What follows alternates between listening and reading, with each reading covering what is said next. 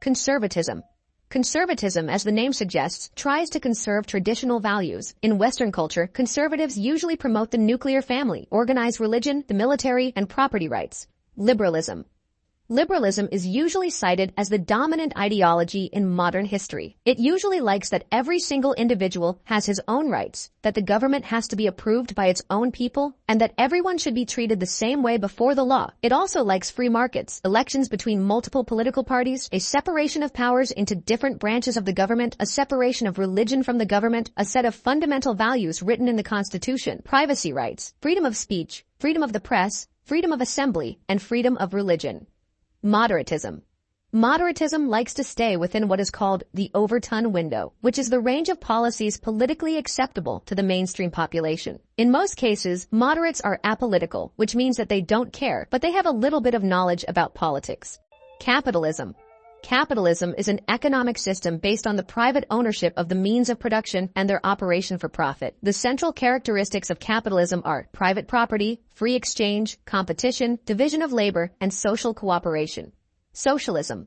There are many types of socialism, making this an umbrella term. In the classical sense, socialism describes worker-owned means of production, heavily supporting worker coups, democratic self-management, and workplace democracy. Socialism in the modern age advocates workers' democratic self-management, high taxation on the wealthy, and nationalization of key parts of industry. One of its key values is social ownership. Syndicalism. Syndicalism is the son of socialism, and it believes that unionization of the workforce, the establishment of local, decentralized revolutionary worker organizations called syndicates, and advancement of workers' demands through the use of strikes and direct action are the best methods by which a socialist society should be achieved. Once a post-capitalist society is achieved, a congress or commune of syndicates would be created to represent the many unions or areas of the economy for a central government. Corporatism. Corporatism advocates the organization of society in different areas of employment, like agriculture, military, engineering, etc., which people get assigned to based on their interests and skills. It believes in a cross-class system of regulation in which the workers, employers, and state negotiate with one another in order to most efficiently run the economy and satisfy, in theory, all parties involved. It does not refer to a political system dominated by large business interests. That would be a corporatocracy. Libertarianism. Libertarianism upholds liberty as a core value, and it seeks to maximize autonomy and political freedom. It likes a very limited government. It believes in the same principles of liberalism, such as equality before the law and the basic rights to life, liberty, and property. Separatism. Separatism, also commonly known as secessionism, seeks to establish a nation, country, sovereign state, or government that is separate from an already existing nation. Communism. Communism is centered around common ownership of the means of production, distribution, and exchange that allocates products to everyone in society based on need. A communist society doesn't have private property, social classes, money, or the state. Feminism. Feminism aims to define and establish the political, economic, personal, and social equality of the sexes. It holds the position that societies prioritize the male point of view and that women are treated unjustly in these societies. Efforts to change this include fighting against gender stereotypes and improving educational and professional opportunities for women. Anarchism. Anarchism is an ideology that advocates for a society without rulers or constituted authority, with a focus on the notion of freedom. It advocates for the replacement of the state with stateless societies and voluntary free associations. Enviromentalism. Environmentalism, sometimes called green politics, is a term used to represent a range of ideologies that fall under the belief that nature should be a significant factor in deciding public policy, be it increasing recycling, decreasing CO2 emissions, stopping water pollution, etc. Populism.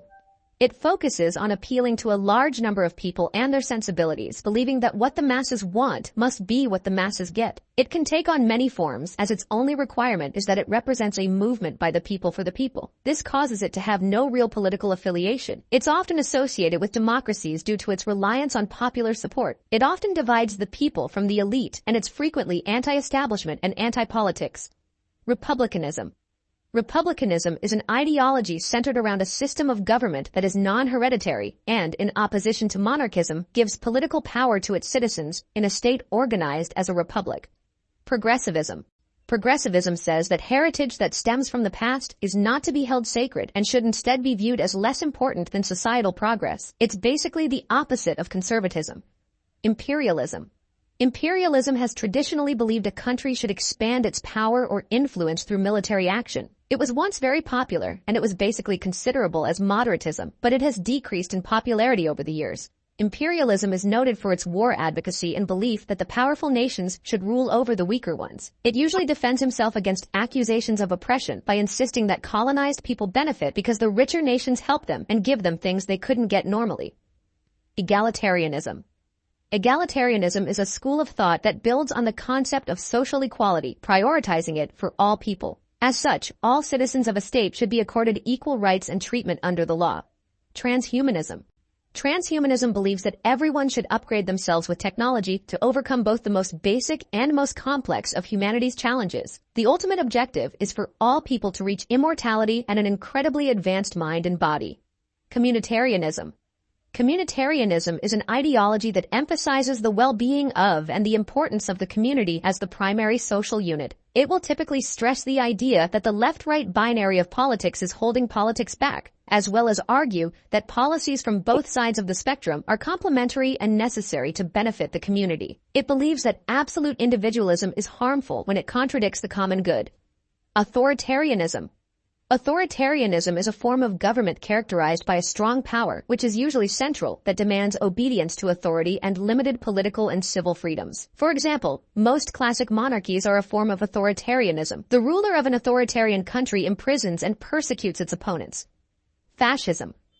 Fascism says that people are weak divided, but strong united under the banner, whether that banner be of a state, nation, army, or anything of the like. It is authoritarian, which means that it's characterized by a controlling government that rejects the idea that people can vote between multiple parties. It involves a strong central power, which usually refers to a dictator, so it rejects separation of power. Fascism is also ultranationalist, which is the belief that a nation shouldn't care about other nations' rights as long as it benefits itself. Ultranationalism usually coexists with militarism, which is the idea that a nation should have a powerful enough military to expand national interests and values. Fascism suppresses opposition using forceful methods. It believes in a natural social hierarchy, and it promotes the refusal of individual interests for the perceived good of the nation or race.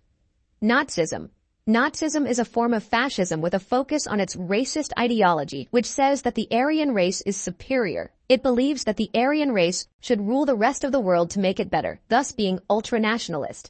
To be classified as an Aryan by the Nazis, you have to be white, straight, mentally and physically able, non-cowardice, and non-Jewish. If you are considered non-Aryan, you are called Untermensch, which means subhuman. It also likes eugenics, a set of beliefs and practices that aim to improve the genetic quality of a human population. For that reason, people with inherited disorders are considered useless eaters and were killed or sent to camps on sight as they were regarded as life unworthy of life. Nazism also hates homosexuals, considering them Untermensch as well. Don't forget to subscribe to the channel.